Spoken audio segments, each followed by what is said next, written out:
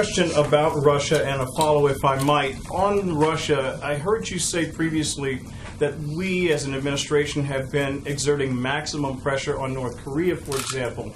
I'm curious, is the administration applying maximum pressure on Russia? Do you believe that that's what's happening by way of what we saw yesterday and beyond? And if not, why not? We're certainly applying pressure on Russia. We're certainly encouraging and working with our allies and partners also to do so. And I think you've seen an unprecedented number of countries step up and join the United States in that effort. Let me ask a quick follow, if I might. And I understand the irony in asking you this, so if you'll indulge me anyway. The president, at least on social media, has been somewhat silent, dating back more than 15, 17 hours. And I only ask because with all the things going on, Russia and Stormy Daniels, usually he likes to communicate directly with the American people.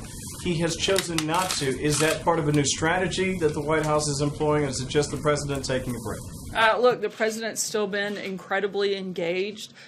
He gives us messages to come out and deliver on his behalf on the regular basis, but he's also put out a number of tweets over the last week, and I think you can expect that he'll continue to do that. Speaking of silence, we asked Raj yesterday why it is the president and those associated with him offer payments to people to essentially buy their silence. Raj said that false claims are settled out of court all the time. I'm hoping you can explain why the president's attorney paid Stormy Daniels $130,000 in the days before the election if her claims were false.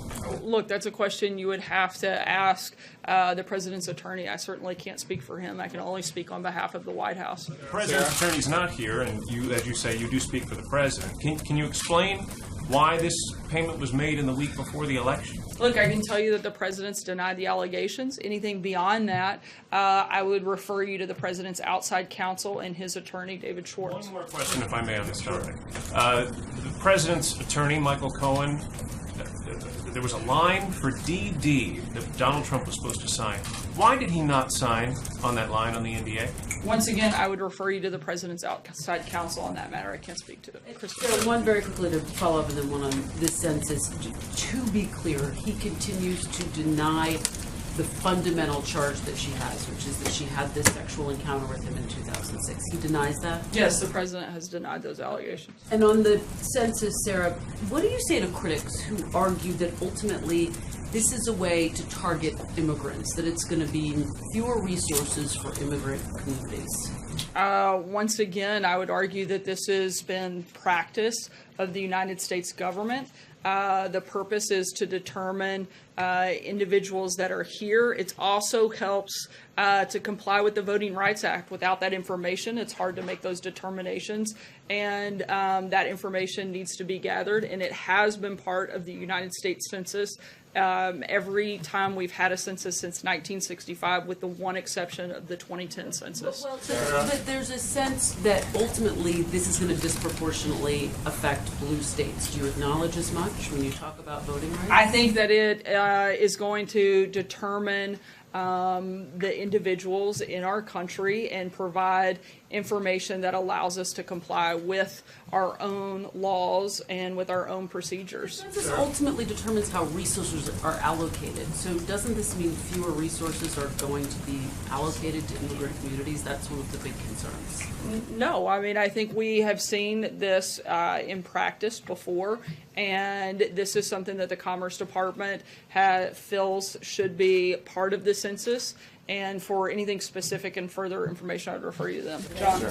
Thanks a lot, Sarah. Back to the border wall, which of course was one of the president's biggest campaign promises. $655 billion has been earmarked for defense spending in the omnibus spending bill, and the president appears to believe that he can take some of that money to build the border wall with Mexico. Is the president aware that he would be overstepping his executive authority if he did such a thing without congressional approval?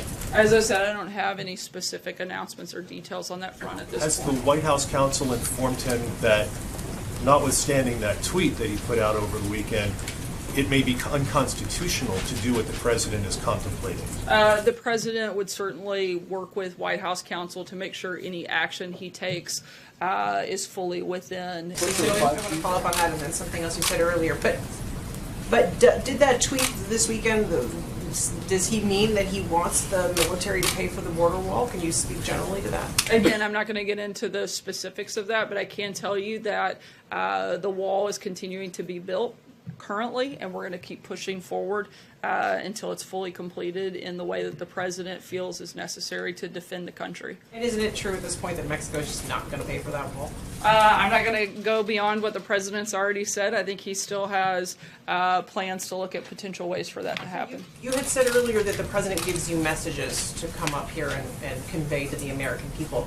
Have you sat down with the president to talk about Stormy Daniels? What has he told you that he wants us to know about this topic? As I just said, and as we've addressed on a number of times, the president has denied these allegations, and I don't have anything else further to add on that front. You've also called him a counterpuncher many times. Why is he not punched back on this one? Look, the president, I didn't say he punches back on every single topic. If he did, he would probably be addressing a lot of the stories that most of you write every single minute of every single day. He also has a country to run, and he's doing a great job with that. That's why the economy is booming. ISIS is on the run. We're remaking the judiciary. He's focused on pushing his agenda through. Sometimes he chooses to specifically engage and punch back, and sometimes he doesn't. Sarah, on That I'm aware of, David, just one time. I still don't know that I understand why the president's response has been so different in this case. On October 13th, 2016, he said these claims are all fabricated. The next day, he said, I have no idea who these women are, they're lying. Mrs. Trump has said he will push back 10 times as hard, no matter if you're a man or a woman, he treats everyone equal.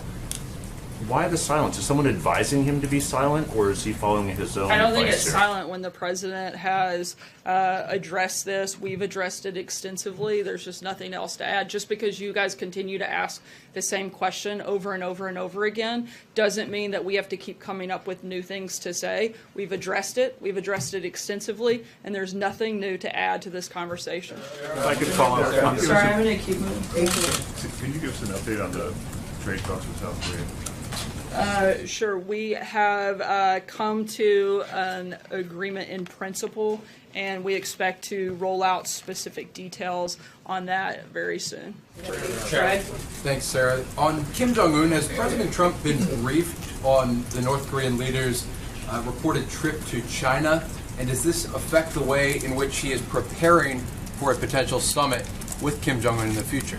The president is obviously being kept up to speed on a number of fronts when it comes to North Korea and preparations. But as of right now, I'm not in a position to confirm or deny those reports from the podium. And if I could follow up briefly on the question about the border wall, could you give us a few specific ways in which the president is still considering having Mexico pay for the wall? I think a lot of the base is wondering, and a lot of his supporters have come out and asked questions. People such as Ann Coulter have said that the president is not keeping his promise on this.